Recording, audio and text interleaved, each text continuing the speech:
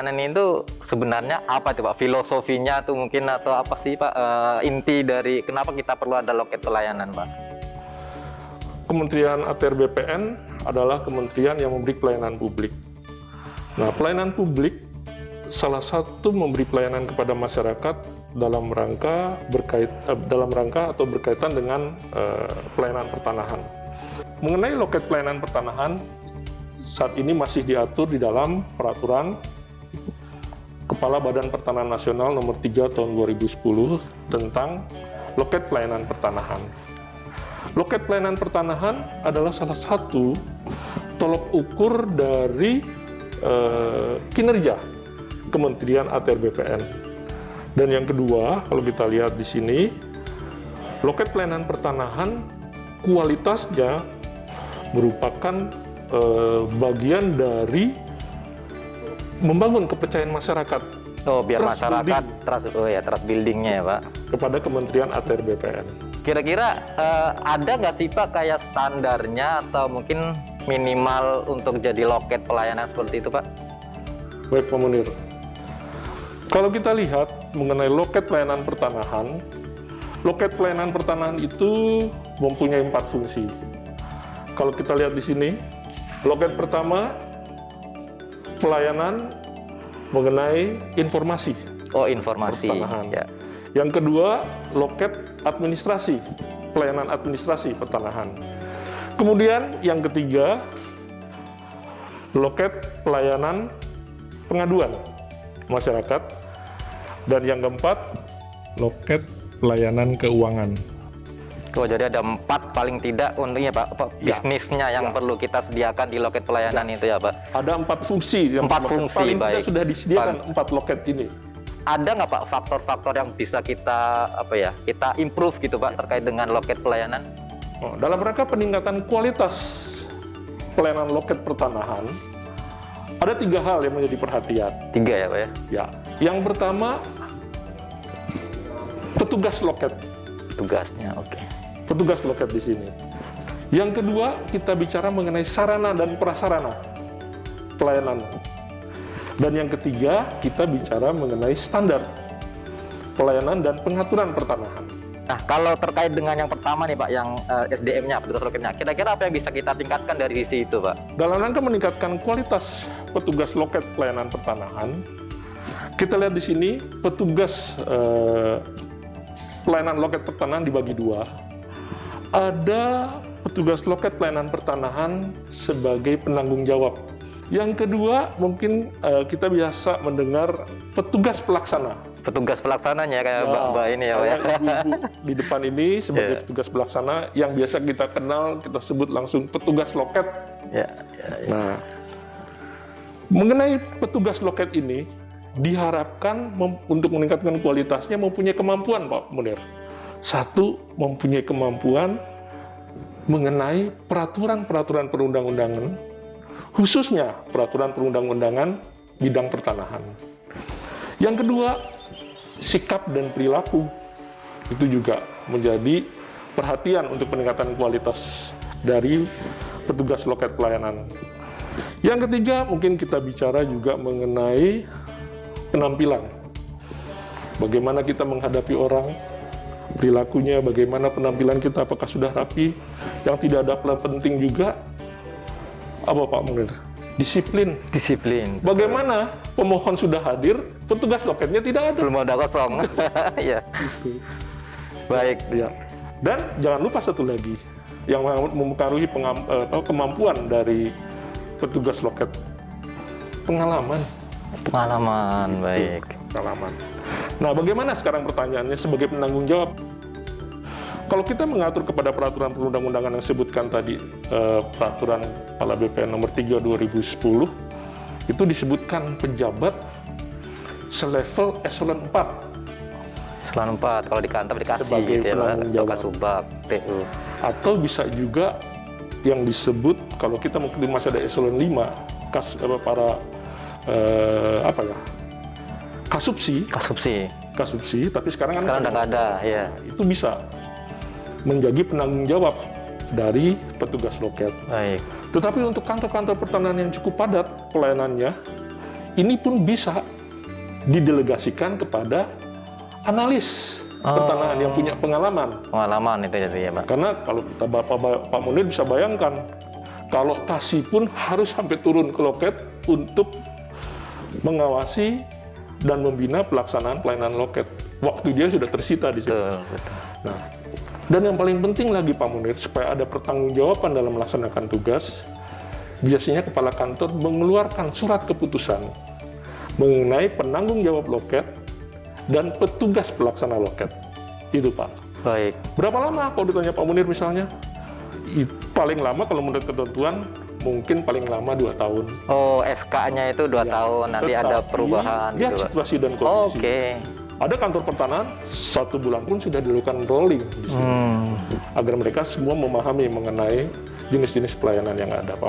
Baik, jadi maksimal 2 tahun ya Pak untuk petugas loket, dan itu tadi faktor SDM ya atau petugas loketnya. Nah, terkait dengan sarana dan prasarana nih, kan kita juga ini sudah ada jelas nih ada loket 1, 2, 3, 4. Mungkin apakah itu ada juga ininya Pak? Bisa kita tingkatkan lagi Baik, itu Pak? Pak Munir. Kalau kita bicara sarana prasarana, yang pertama kita lihat loketnya itu sendiri. Ada 4 tadi fungsi pelayanan. Yang kedua, desain dan tata letak. Oke. Ya, Itu sangat desainnya. mempengaruhi dalam proses pelayanan, desain dan tata letak. Misalnya kita bicara pencahayaan, bagaimana petugas loket misalnya harus berhadapan kalau ada matahari. Dan itu fleksibel ya Pak ya? Fleksibel. Maksudnya tergantung kantor pertanahan. Baik. Nah itu, kemudian tata letak ini sangat mempengaruhi. Kemudian di dalam sarana dan prasarana, yang selain desain dan juga tata letak, yang ketiga kita bicara apa? Peralatan. Tersedianya PC komputer, tersedianya ada printer, yang ini adalah salah satu peralatan yang disiapkan. Dan jangan lupa, bentuk loket pun mempengaruhi Pak. Bagaimana kalau pelayanan loket, petugas pelayanannya duduk, pemohonnya berdiri? Oh iya. Kasian Pak. Atau loketnya kita buat terlalu tinggi, jadi semua duduk begini. Nah kita mencoba membuat, ini tergantung dari inovasi dan kreasi masing-masing kantor pertanahan. Kemudian juga jangan lupa dalam tata letak perlu dibuatkan apa Pak? Flowchart pelayanan, jenis-jenis pelayanan. Ini penting informasi terkait flowchart-nya. Ya. Jadi bukan hanya loket informasi disediakan, tetapi ada flowchart persyaratan, jangka waktu, biaya yang mungkin mereka bisa baca Pak, lihat langsung. Kemudian ada juga menyediakan peralatan berupa leaflet, brosur. Oh, informasi lain tambahan gitu ya Pak. Untuk kantor pertanahan yang cukup ramai juga sudah menyediakan Pak, antrian pemohon. Oh, menuju loket mana? Loket 1, loket 2, loket 3, loket 4. Nah, antrian pemohon juga ada yang masih manual, ada yang sudah berbentuk elektronik di sini Pak. Itu Pak Munir. Baik. Jadi yang penting ada antrian ya Pak, apakah hal manual, apakah hal elektronik gitu ya Pak. Ya. Jadi jelas siapa yang masuk duluan, dilayani duluan, seperti itu mungkin Pak ya. Itu kalau kita bicara sarana dan prasarana. Baik. Kemudian juga untuk kantor-kantor pertanahan yang berkreasi dan berinovasi, ada yang juga dikenal dengan CS. CS, Customer Service. Oh iya, CS. Nah, Customer Service untuk kantor pertanahan sesuai kemampuan dan keadaan kantor pertanahan.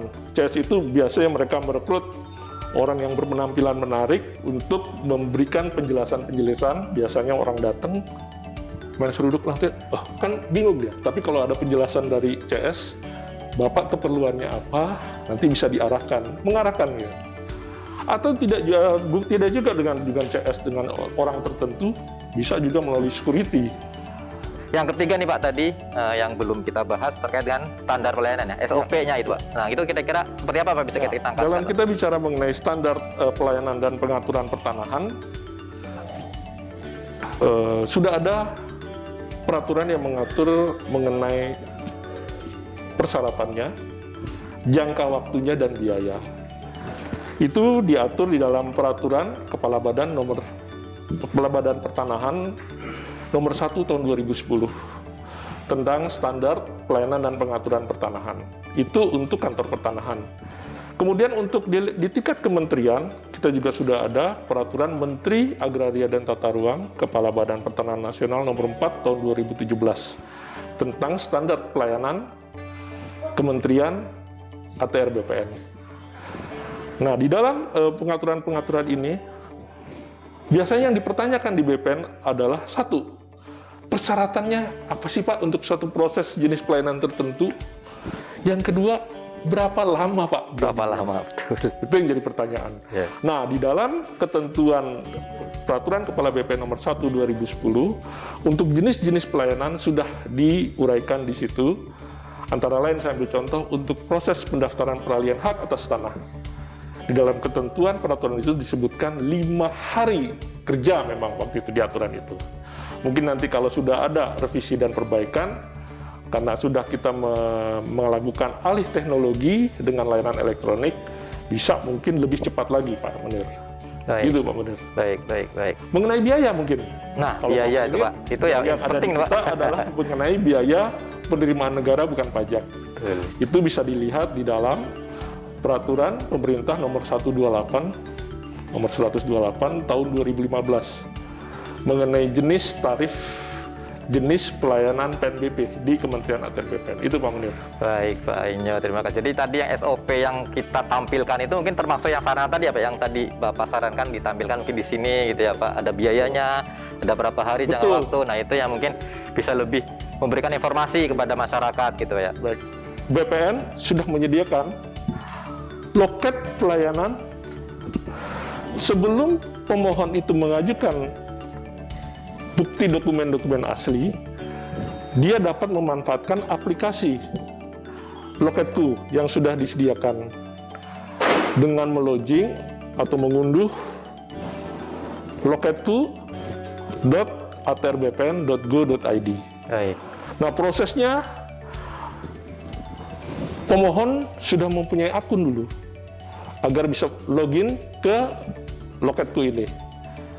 Nah, biasanya di dalam aturan kita dengan adanya Loketku itu yang sudah terverifikasi di aplikasi Sentuh Tanahku. Sentuh Tanahku. Baik. Nah, pemohon nanti setelah masuk login dengan akun yang diperoleh dari yang dimiliki oleh pemohon, dia bisa mengunggah dokumen-dokumen permohonan di dalam aplikasi tersebut yang nanti akan secara elektronik divalidasi. Baik, terima kasih Pak Terima kasih, Inyo. Pak Munir. Sore ini kayaknya produktif sekali nih Pak. Kita sudah membahas terkait dengan loket pelayanan pertanahan. Dan ya, semoga di lain waktu Pak kita ada sesi lagi untuk membahas hal-hal yang lain. Bagaimana gitu persiapan kita menjadi institusi yang berstandar dunia. Baik, terima kasih Pak Munir. Ya. Semoga ini bermanfaat. Amin. Baik, terima kasih Pak Inyo. Terima kasih Pak Munir. PPSDM Road to Korpu. PPSDM mencetak ASN muda unggul.